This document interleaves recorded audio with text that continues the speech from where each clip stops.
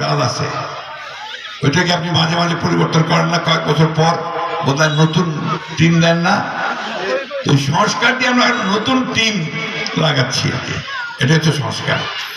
দরজাটা জং ধরে গেছে, তোর যে কবজাটাকে বদলাতে হবে, দিনের দরজাটা ঠিক মতো চলবে, ওইটা হচ্ছে সংস্কার।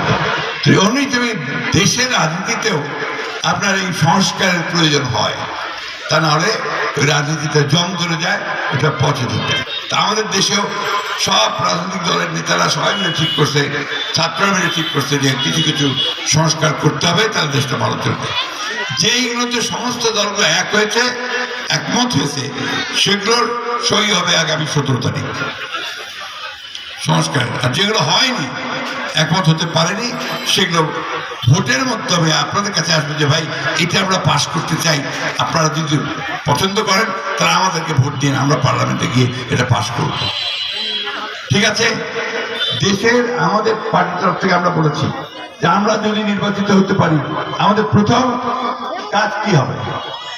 এই যে এত বেকার আমাদের ছেলেরা পাশ করে, চাকরি পায় না, এই চাকরির নিশ্চয়তা করার জন্য আমরা 1 কোটি চাকরির ব্যবস্থা করব, কর্মসংস্থানের ব্যবস্থা করব। আমরা বলেছি প্রত্যেকটা পরিবারকে একটা করে কার্ড দেওয়া হবে। এই কার্ডটা নিয়ে এই বাড়ির যে মহিলা আছেন, তিনি ওটা নিয়ে, তার কষ্ট, তিনি ওটা নিয়ে যেখানে যাবেন সেখানে তাকে সরকারি কর্মকর্তা হোক, চেয়ারম্যান হোক, তাকে গুরুত্ব দিতে বাধ্য থাকবে।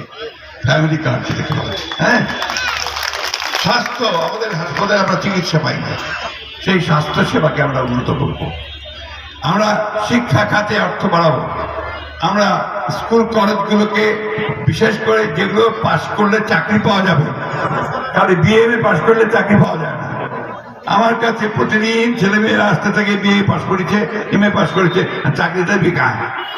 কিন্তু যেটা আপনার ডিপ্লোমা পাস করছে, যে আপনার একটু কারিগরি শিক্ষা শিখছে, ও কিন্তু চাকরি পাওয়া যাচ্ছে, বিদেশেও যাচ্ছে। এই কারিগরি শিক্ষার দিকে আমাদেরকে জোর দিতে হবে, যাতে করে তাকে দিয়ে আমরা চাকরি পাওয়াতে পারি। আমাদের স্বাস্থ্য ব্যবস্থাকে ভালো করতে হবে, শিক্ষা ব্যবস্থাকে ভালো করতে হবে। এই বিষয়গুলো আমরা করব। আমরা অতীতে সরকারে ছিলাম, সরকার কিভাবে চলে আমরা জানি, এবং কিভাবে ভালো কাজ করতে হয় আমরা জানি। এই যে আমরা আজকে পার্লামেন্টে যাব, বহু দল নির্বাচন করব, এটাও কিন্তু বিএনপি সরকার নিয়ে আসছে, একদলীয় সংসদ থেকে বহুদলীয় ব্যবস্থা। আমাদের মেয়েরা আজকে আকাশে উঠতেছে, বৈমানিক হচ্ছে। আমাদের মেয়েরা আজকাল আপনার আর্মিতে যাচ্ছে, পুলিশে যাচ্ছে, আনসারে যাচ্ছে, তাই না? এটা সম্ভব হয়েছে দেশনেত্রী বেগম খালেদা জিয়ার জন্য এবং আমাদের নেতা তারেক জিয়া রহমান সাহেবের জন্য।